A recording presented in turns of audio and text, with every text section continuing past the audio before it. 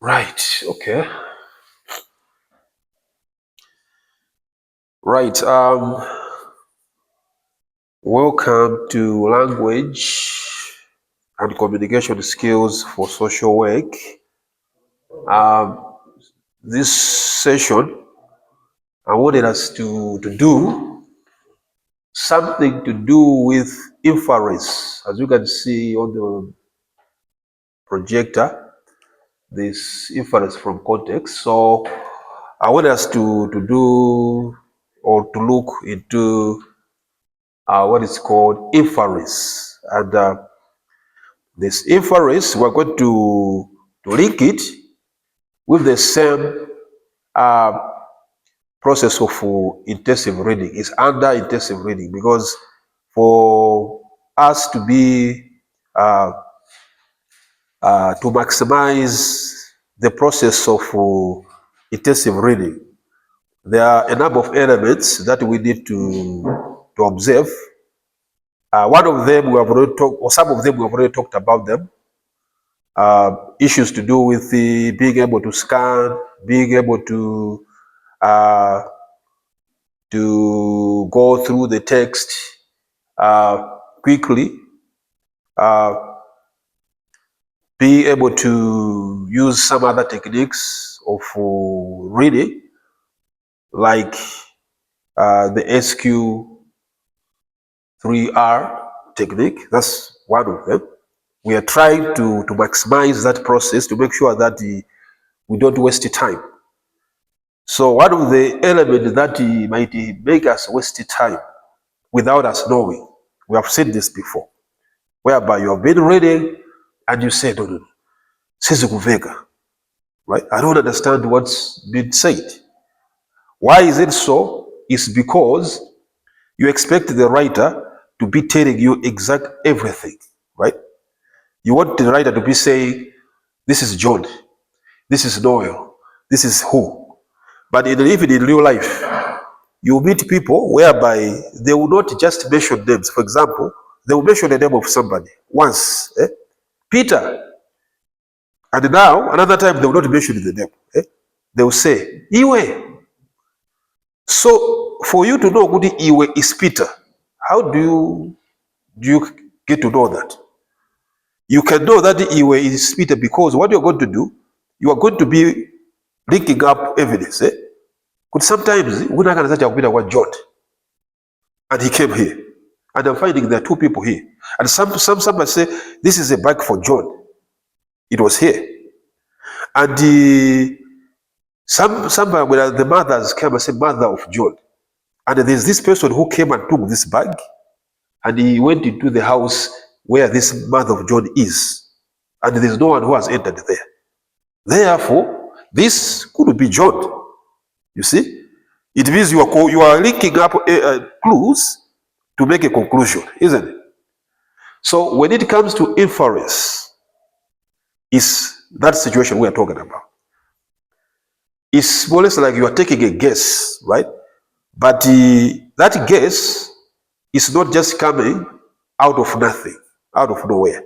There are some clues that are given, and you are observing the clues, and then you are remembering what you know. You are connecting with what you know, then you are coming with up of the conclusion. Here, definition for inference says an inference is a guess, which is a short definition. An inference is a guess that a reader makes by combining details from a text and personal knowledge, right?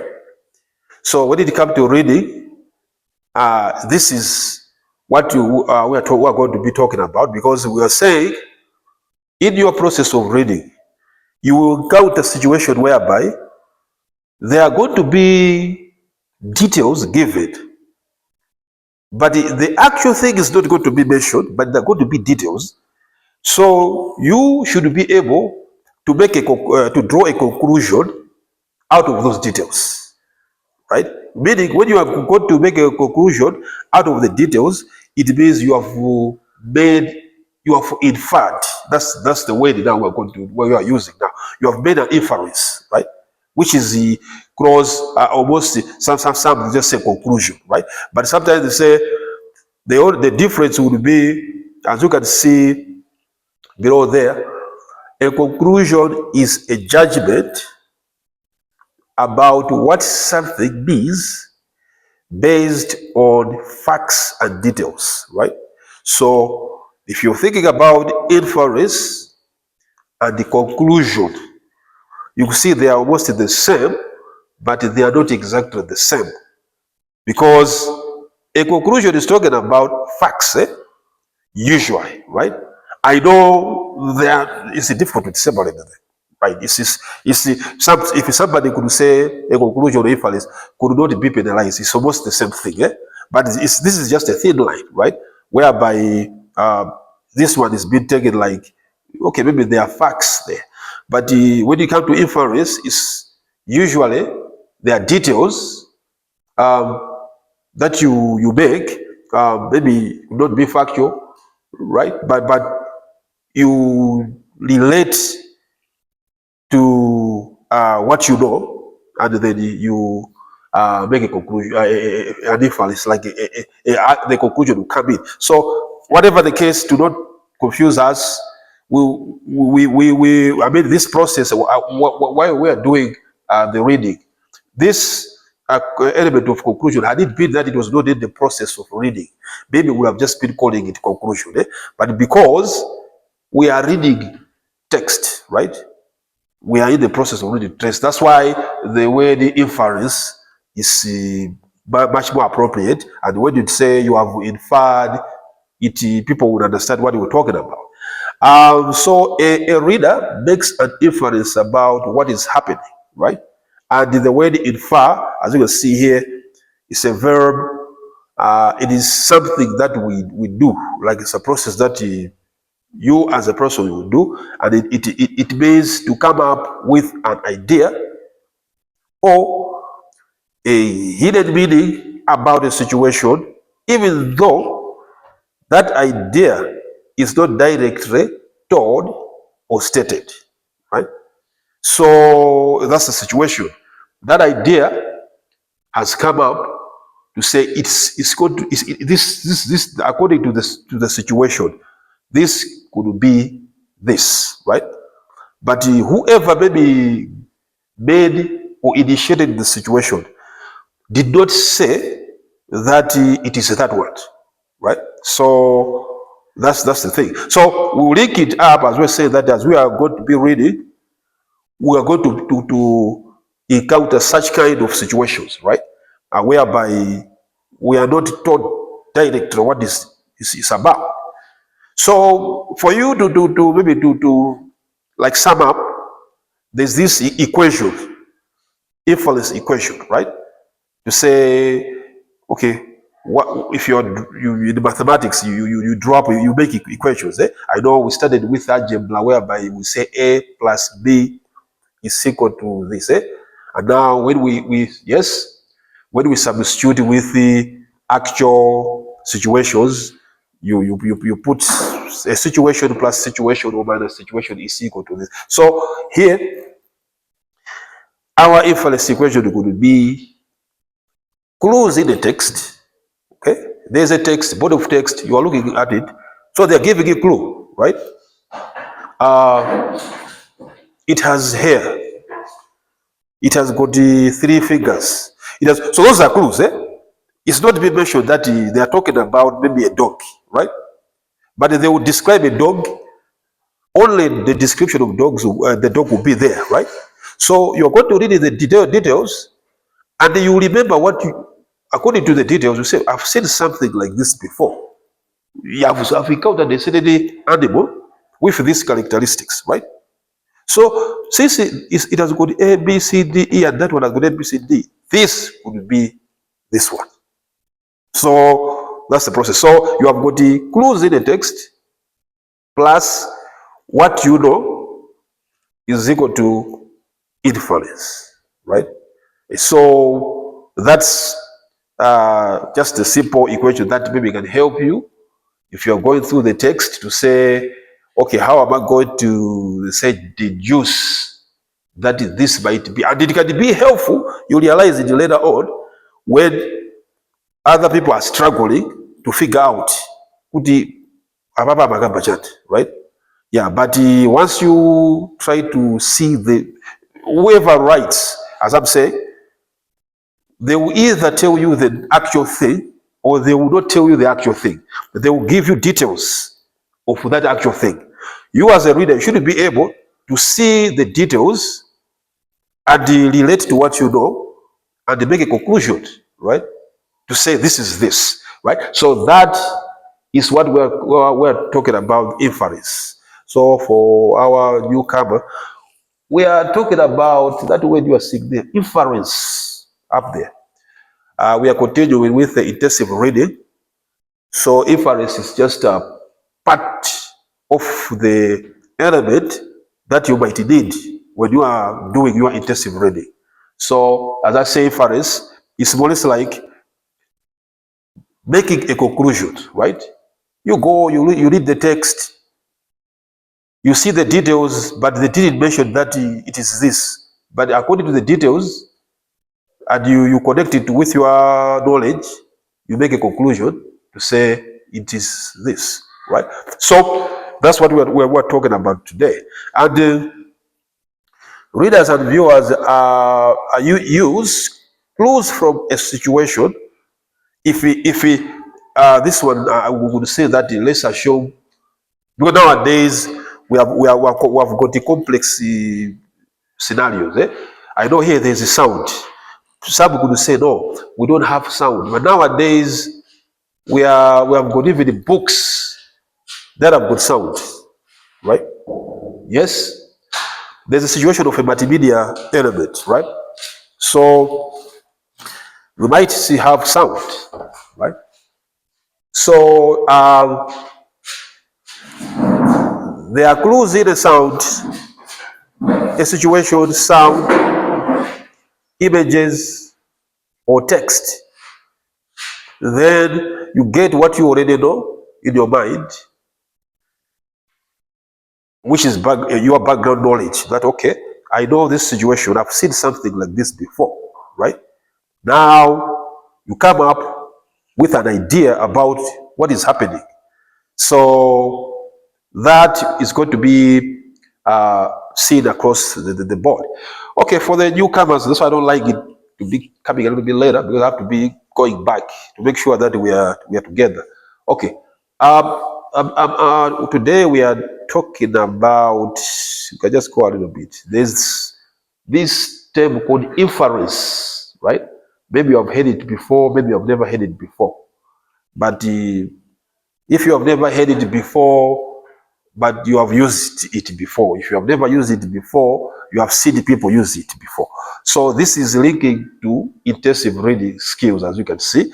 It's under that. Why is it under that? It's because it's one of the elements that you can use as you are doing your reading skills, intensive reading skills, and it can help you to maximize, to get the most of what you are reading.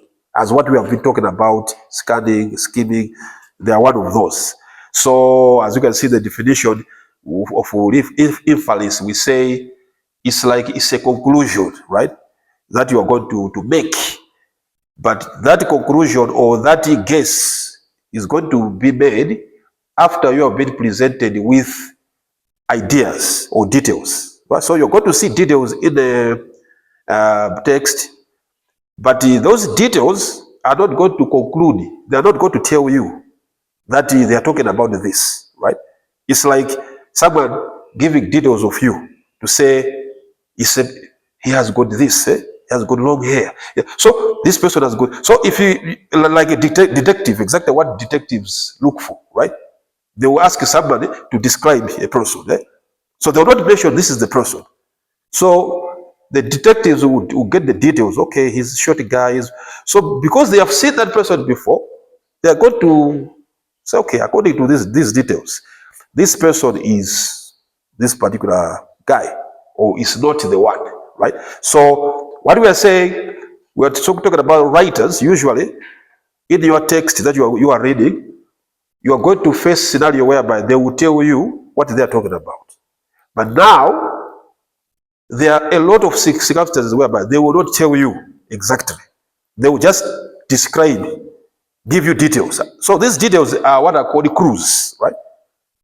So when you are going through text, you might have a problem to say, they didn't mention that this is this. How can I know? I don't understand it. That's where you need to know inference, because if the details are there, you should be able to connect. It's a matter of connecting, right? One detail cannot, for example, if you say he's a tall guy, can that describe somebody completely? You need to get the height, and you need another detail, isn't it? And when they say, okay, he puts on this shirt, okay, that is closer to what you know, eh? Then you need maybe 4 or 5 details or clues to connect to make a conclusion, right? So it's the same when you go in the text, you might say, okay, they didn't talk about that. I don't know what they're talking about here, but now you have to go through and look for clues. Eh? You say, okay, they talked about this. Okay. I think maybe they might be talking about this. Then you check the text, there's another clue. Maybe it's this. Then if you check 3, 4, 5 clues, you might be able to make a conclusion with what you know, because it's got to say, okay, according to these clues, this, I've seen something or whatever, this could be this. So when you do that, it means you have inferred. That's what we're talking about. So it's a process that is important because, as I've said, it's all over the text that you read. So the ability of you to make inference can help you to be successful with what you are reading. And here, as I say, that the word infer is a verb, and it means to come up with an idea or hidden meaning about a situation, even though that idea is not directly told or stated, right? There's a short definition here whereby say an inference is a guess that a reader makes by combining details from a text and personal knowledge, right? So there should be that. And down there, there's a definition of conclusion, which is usually synonymous, or sometimes interchangeably used, where it says conclusion is judgment about what something means based on facts and details, right? But here, since we usually involve ourselves, what we know, and then the term that we are going to be dealing with is inference. So maybe to help us to keep in mind this idea, I will say that there's this equation that was developed about inference, right? So equations, I say that's why most of the time algebra at the beginning we have problems with it, because they just tell us abstract figures or letters, a plus this. Well, if you know, they are referring to the actual situation, right? So here, because we know the situation, we know we need to have clues in the text. That's the first part, okay?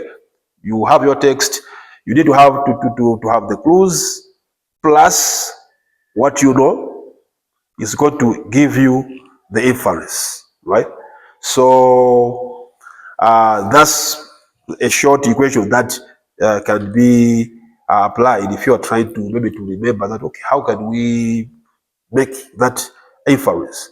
And he also said that readers and viewers use clues from a situation, sound, image, or text, and what they already know about the world and their background knowledge to come up with an idea about what is happening.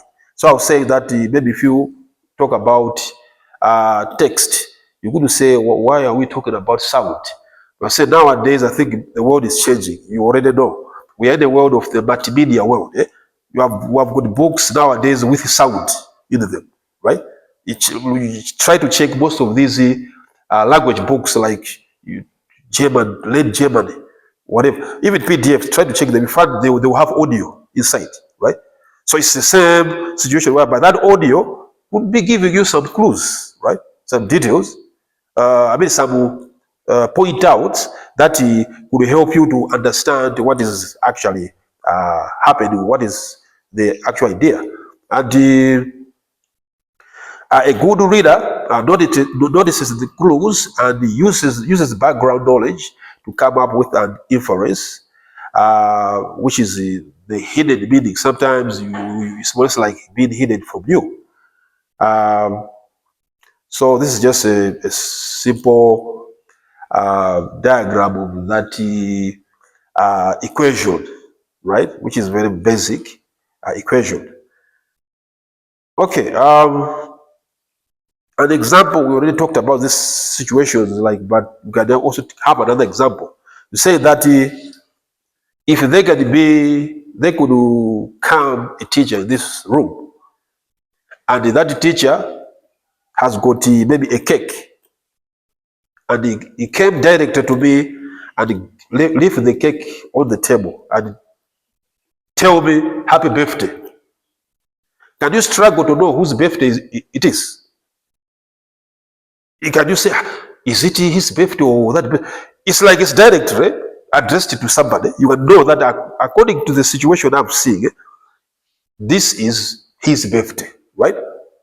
So say you can have the same situation whereby someone has entered, bring a birthday cake, and just take it and leave it here without telling me, maybe yelling at me that happy birthday, right? Just leave it here and go out. How could you know whose birthday it is? How are you going to conclude to say, I think it's this one's birthday? What you're going to do, you are going to engage yourself in the process, right? And that process is going to depend on the details that have been presented. What are the details? Someone has entered with a birthday cake, or with a cake that looks to be, because when you say birthday cake, how do you know it's a birthday cake? You have seen that before, right? So that is your memory. You know that when there's a cake with some candles, that's a birthday cake. It's not something that you were born knowing, but because you have encountered it somewhere, then it is in your mind. So now that birthday cake has been taken on this table, and you're seeing that, okay, that table is the lecturer's table, and there's that lecturer, without a doubt, because it's his table, that could be his birthday. If you combine the birthday cake, if you combine the table and the way who sits on the table, you come up into making a decision, a conclusion, right? So that's what we are talking about, inference, right? Which is a scenario whereby you have to make a decision. But now, the way we are talking about these examples, you could know that it could not always be correct if the details are not adequate. Because if the person have a birthday cake and enter the door, just leave the cake at the door. We are maybe 10 people in this room. How do you know that this cake should maybe is for this person, right? It could be much more difficult, right? But because it was taken directly to a chair, to a table, then you have got more details, because you combine the birthday cake, then you combine that table, and you know the person who sits on the table. If there are many people who sit on the table, it will not be clear still. So then you need more details, right? So you'll be looking for other clues. But okay, then it will be inconclusive, right? So that is exactly even in the text, because you might have two details, but sometimes two details, they can give you a clue, enough clue to come up with the conclusion. But sometimes you might discover after having three details, you are not clear, right? So it means you need to look for much more clues to the same situation, right? To say, okay, I've got these three, let me look for more clues. So as you are reading, you'll be looking for clues. So we're going to talk a little bit about how do you maybe pinpoint some of those clues. But normally, That is a process that we need to know, that it's not automatic to say maybe one or two clues will give you the actual idea, but you might need to sometimes look for a lot of clues to make a conclusion. The more clues you have, the better, because you have the actual maybe information as opposed to a few clues and you make a conclusion, right? So that's right. I don't know. We are talking about inference. I will not repeat for the other people coming because it seems like people are coming later. But we are dealing with that when you are saying inference, which is more or less like drawing a conclusion from the details given in the text, plus what you know to know what they are talking about. Um, so yeah, there's an example that also be given here to say you can hear a dog growling somewhere, right? So you can see how these people make a conclusion, like this person say, I hear a dog growling. I can see my background knowledge here because you have heard a dog growling before. And you know that that particular sound of a dog growling is not a happy sound, right? It's like here was say the dog barking. Yeah? Usually when the dog is barking, you don't expect to say it's a happy situation, right? You know that if the dog is barking, with basic on your knowledge, it shouldn't be a bad situation. There shouldn't be a bad situation. And now you're going to take that information and then combine with the sound that you are hearing, and you're going to know that this should be a defensive type. A dog is defending us from something, right? So maybe the conclusion will be maybe there's somebody who has come outside.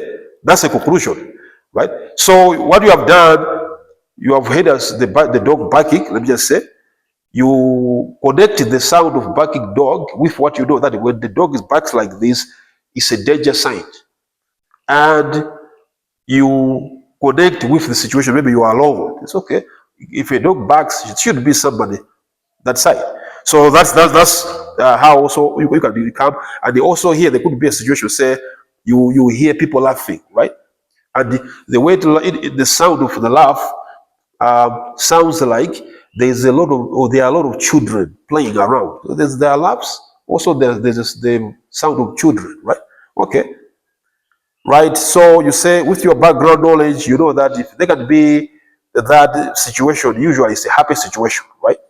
And at the end of the day, you might conclude, okay, maybe that could be this particular situation happening, right? So to just to also almost like talk about the same example, uh, to reinforce the inferences, as already talked about, you or the other situation, they had the clues, which is the sound, and then they use the background knowledge, which is the past experience of the dog growling or children laughing, to make an inference or to infer the meaning, right? So the meaning is going to be inferred after those clues and the information. Um, then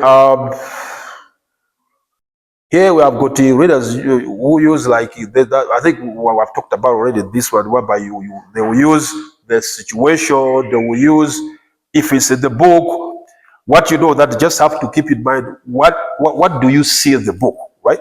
If we can remove sound, we know that in the book we're going to see apart from text, right?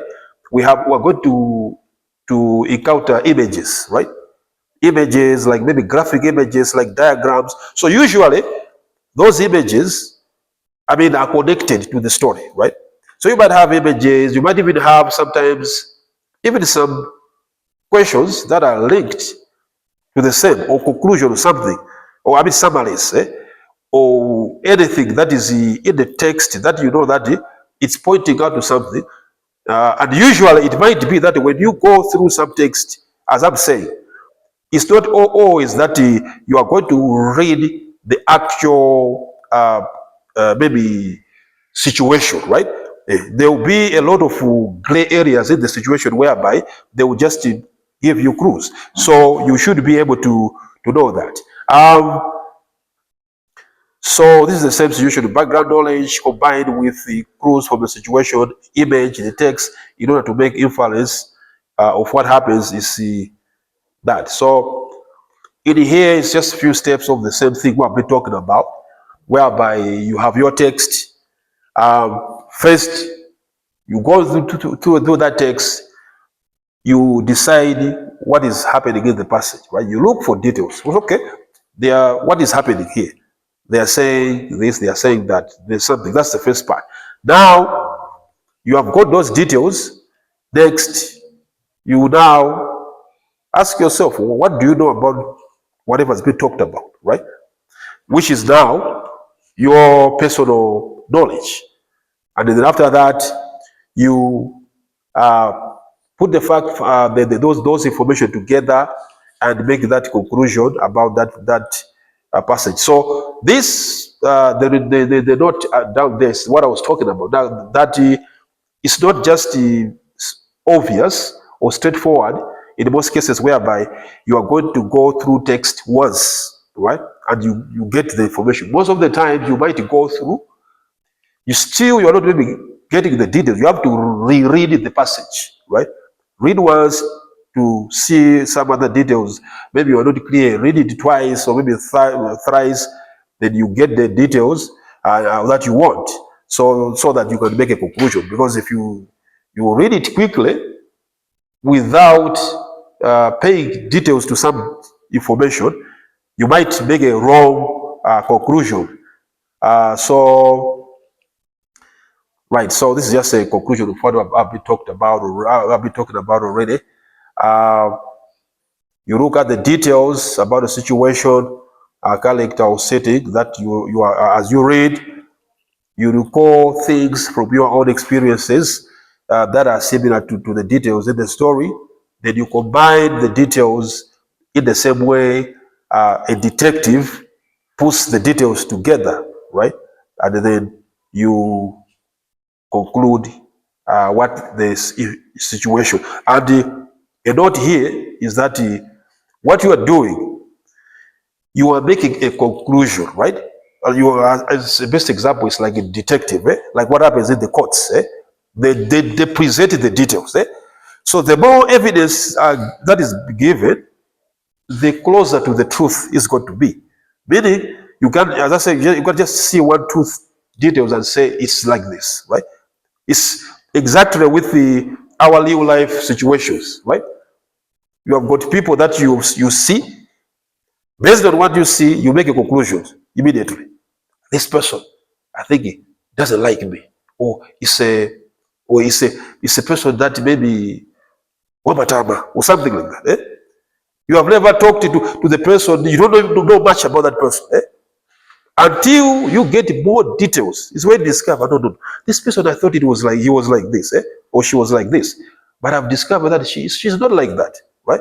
Because you have gathered much more detail. So, a important element to note is to try to make sure that you observe the details, right?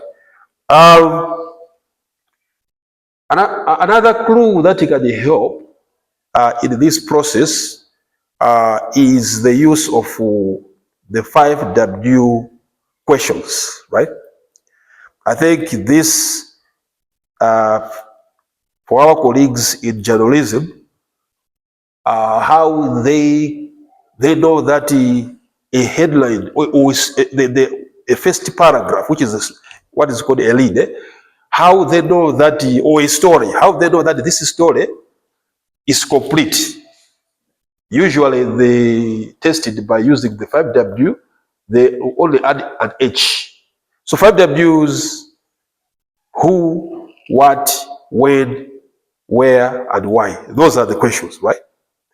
So you can test yourself.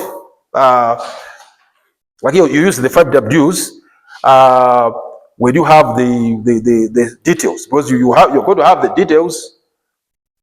Then ask yourself, like here, who, the items belong to. So it's all try to have a clue, right? To say, okay, this could be this. So you could try to ask one of the two questions. You ask who, you ask what, or if it's a person, right?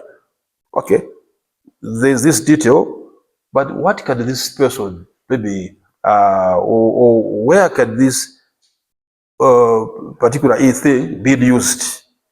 Oh, so the situation is like when you are having these questions, as you are going through, it's like you are looking for the answers for these questions, right?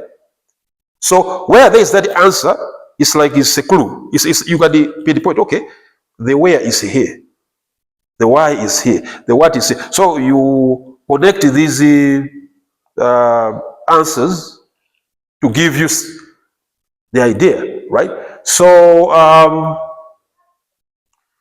the question will help you about your background knowledge and make the inference, and it can be useful as you go along. So here, now we're going to concentrate on inferencing from images, right? That you have images that you want to make an inference. And as you see, it's the same thing what we have talked about. A good reader looks closely at the images. If there's an image, look closely at the image or at the images to find clues, right? And ask themselves questions about the image, and then uses the background information to infer the meaning. So the questions they are the questions we are talking about, right? There's an image that has been presented in your text. Then you look at the image. Then you try to ask a question. Okay, this situation, who is this? You even say, who is this person? Or where? So there could be some other, or why is it looking like this? Why is it so big? Why is it so small? So you link with the details that you read, because you're going to go on through, so you might have some details. Then what are you remembering as a person? Have you ever seen something like this before? If you have seen something like this before, how can it be connected with this one? Okay, I think I've seen something like this before it was like this. I've never seen. So you try to help. It will help you to sort of take some information out, bring some new information out by observing. Because the image, usually, as I say, that are going to be placed in your text are going to be linked with the whole story, right? So there should be a reason why they are placed there, and there should be a connection of why they are placing there. So that's one of the way. And they say there's another also way that you can use here. Say you can use I see, I wonder, I think. That is on the images, right? I see, I wonder, I think. Meaning you are seeing something, you are wondering why that thing is that. Then you are thinking it could be like this. So that's the process you are going to be taking yourself through when you are dealing or you are trying to make inference from images. You'll be looking the same exactly as what we were talking about. You'll be looking for clues, but if it's an image as opposed to text, because text you are going to be reading the passage to look for the clues. Is there anywhere else where they have described something? But for images, it means you're going to be looking for clues in the image, not in the text. You'll be looking for the image and looking at anything that is strange, or maybe that is giving you a clue, right? There's this separate, I think, separate field that deals with analyzing images. Maybe you have heard it before. There is a field called the psychoanalysis. Some they say they are psychoanalysts. Right? Psychoanalysis, they do the same thing. Most of these images we see in the magazine, newspaper, they are not placed there anyhow. I think we have said that before. They could say, maybe this particular person has lost erections. So they will show a picture of that particular person looking sad. But it's not the current picture, right? They went to the library and selected, can you take an image where this person looks sad?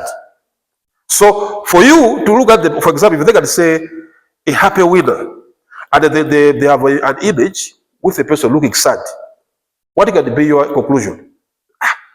Look, this person has won, but look the way he looks. I think he's not happy. You are making an inference by analyzing the text, the image, isn't it?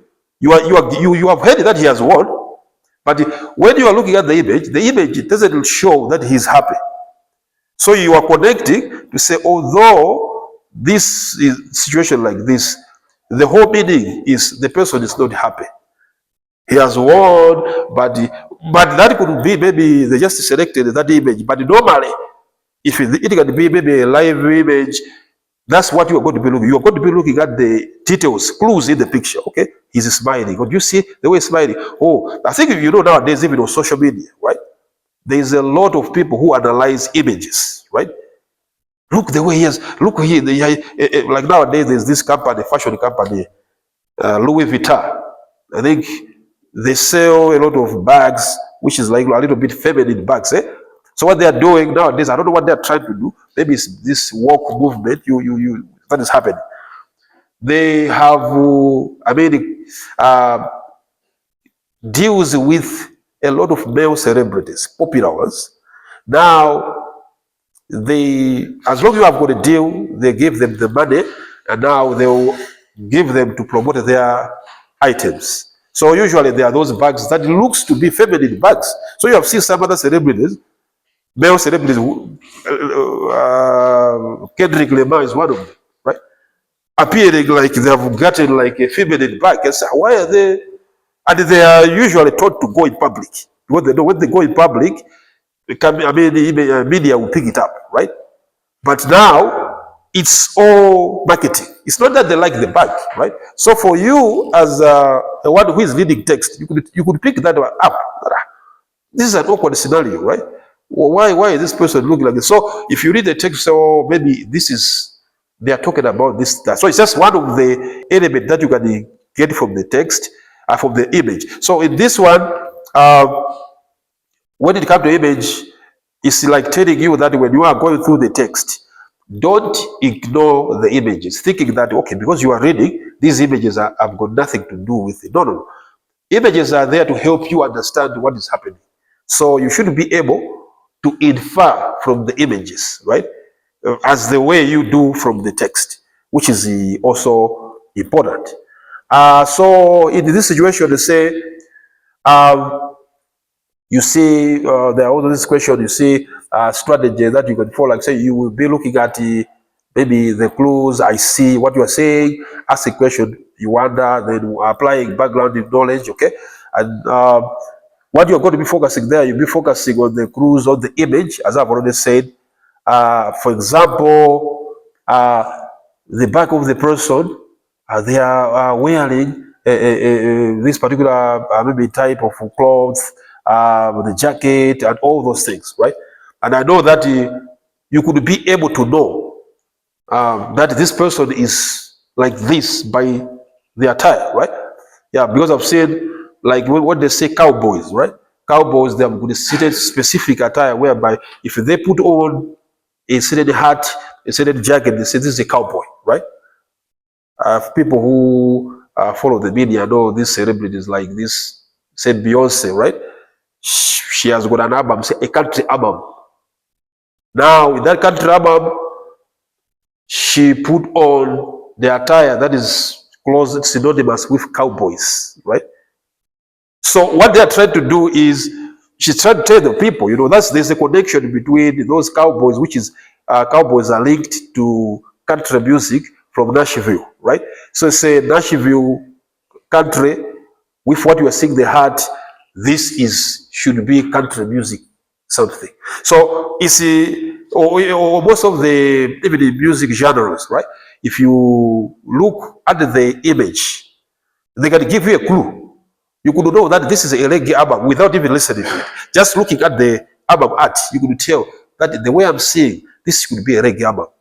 You see the colors, you see the clothing, or if it's something like or other genres. So it's the same example as I'm saying that the images also have got those messages, and the meaning is like the messages in the images is exactly as in the text, whereby they might not tell you directly what they're talking about, right?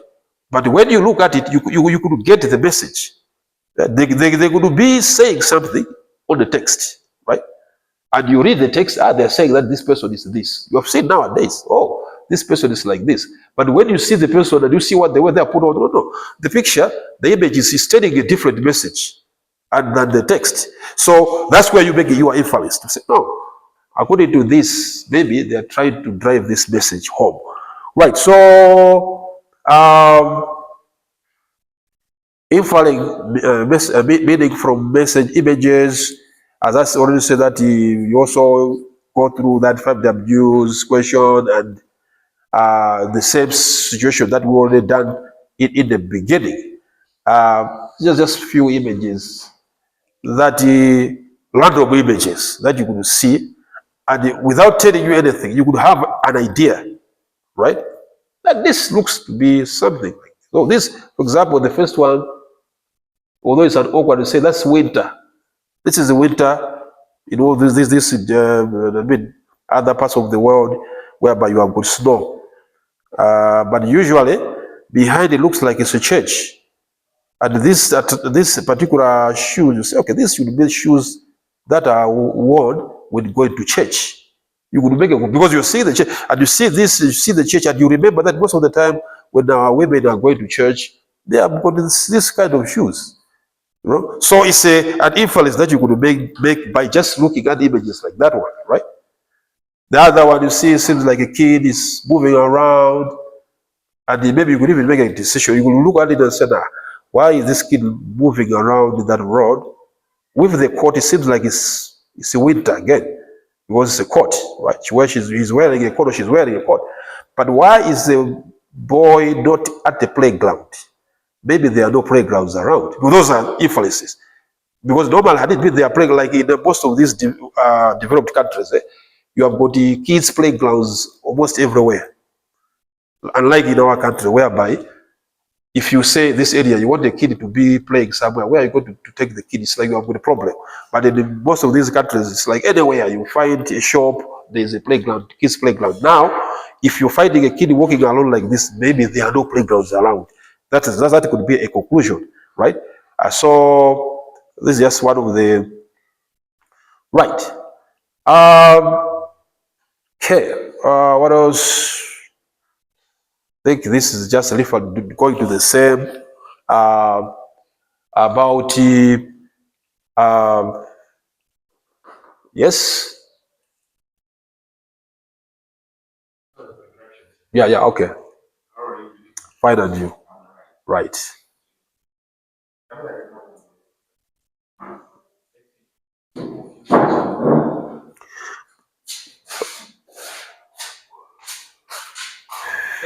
All right. Okay, so like that one, what inference can you make? If you can see, if you are seeing a photograph like this one, with what you are seeing in all the image, what's your conclusion? What's the conclusion? What inference can you make out of this? This is an obvious element, eh? Yeah, you will just, because you are seeing elements that are related to Christmas, eh? And obviously you say, oh, this should be Christmas time, right? Or the Christmas day or something. How about this? If somebody can ask you, what do you think these items belong to? What could be your answer? Like in Malawi, we can remove that had the grenade up there, because this is now like in the other world. In Malawi, you could remove that hand grenade, but the rest could be available, right? And I know it's already given us a clue there. You could say this would be items for a police officer, right? Right? But now, had it been you have never seen a police officer before, would you be able to conclude that this belonging to police officer? And had it been if it was not even written there, you could not be able to conclude. But because you have seen a police officer before, and you could be able to say, okay, he's got a jacket, there's this cap, those specs, you have got those. Oh, if you combine all this could be belonging to a police officer, right? So those are just an examples of how, I mean, so these items I'm showing you, imagine if it's in text, it's like now the information in the text, whereby you observe few information and then you try to put together the information to put them together. Now, also you can make inference from sentence, right? A sentence, as we usually do. And in here, what you're trying to do, say, is the same thing. You are trying to understand the hidden meanings that are in the text so that you can have a deeper understanding of what's happening, right? And you piece together the clues, the know plus what you know. So what you do here, you build your understanding as you read, right? Because this is just text, and sometimes you need to reread, as I already said, to make sure that you have understood a particular point, right? And a good reader, which is similar to images as we talk about, looks closely at the words in a sentence to find clues and uses the background knowledge to infer meaning. So it's not a matter of just reading, perusing the page, but you have to make sure that you are looking close at those words that have been used, right? There could be specific words that are used that are giving you clues. Maybe, for example, if you say, this is not, or a very big. So you have clues like those, right? That are telling you, are giving you clues. Let me see here.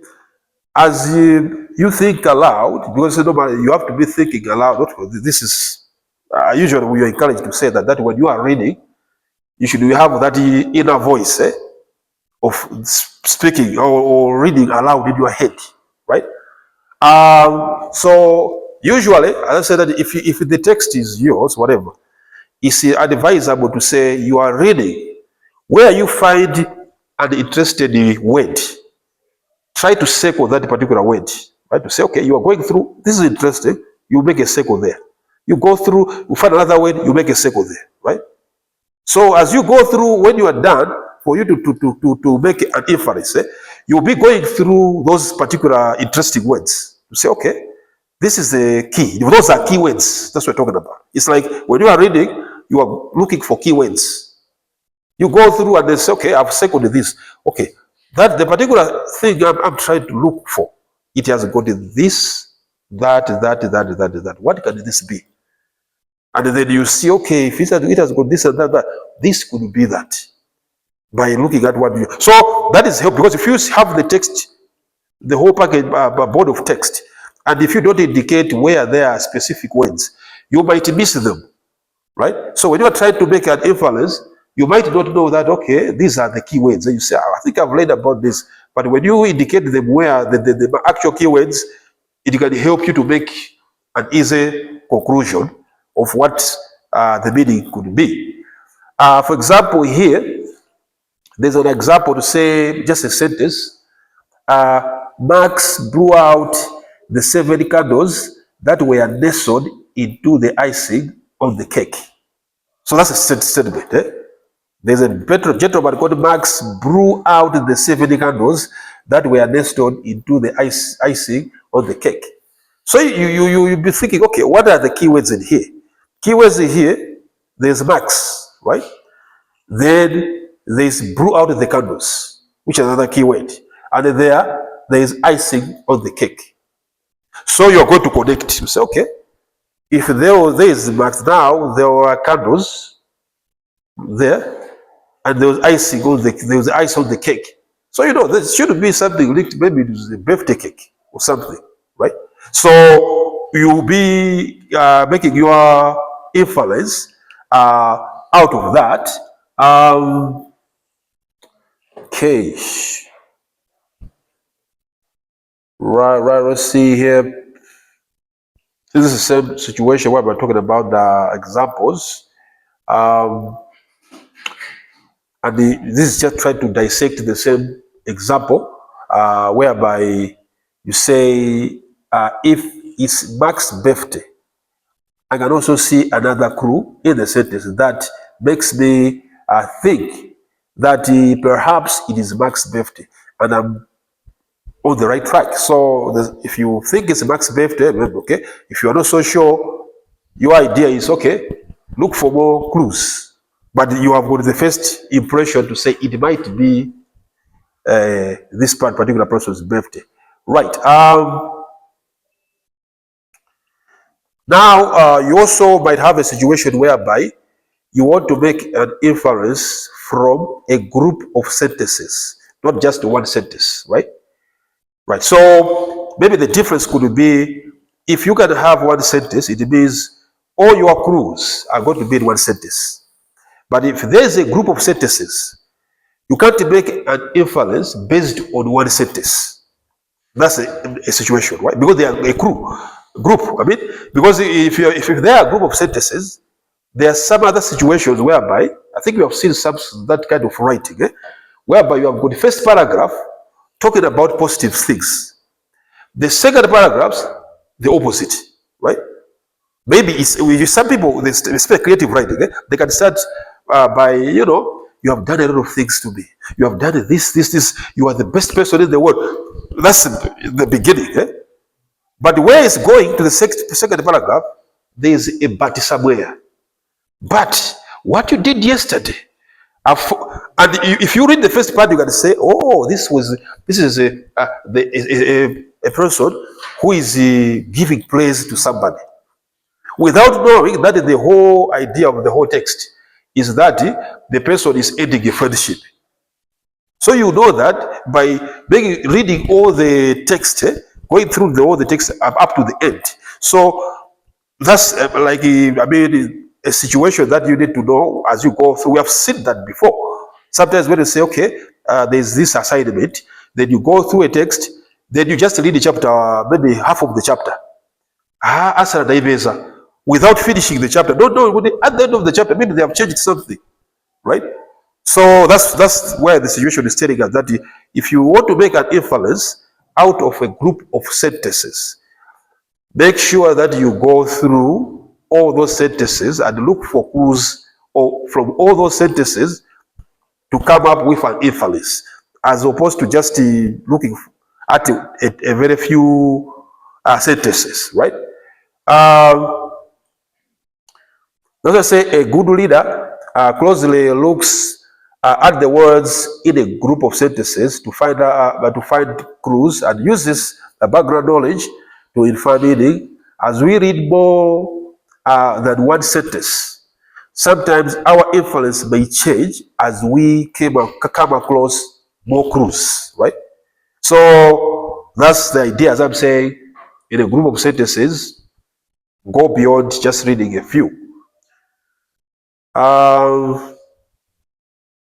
So this is just an example for this sentence. I cannot go through it, but it's talking about, the same Marx, but it's now having a number of sentences in it. Like in the first one we talked about, we talked about just one sentence. Marx blew out the 7 candles, but now this time around there's additional sentences, right?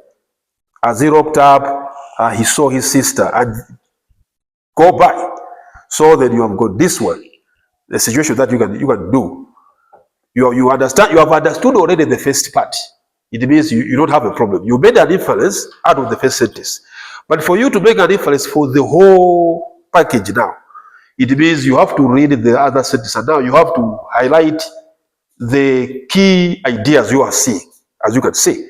But okay, the next sentence, there's the key idea. One of them is sister flailing her arms, then turning to, then which is returning to their mother, which is another issue.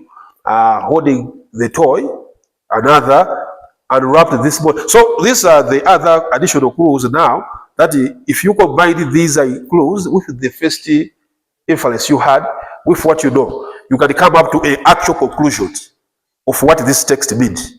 Say, okay, and it means this, right? So this is just quickly an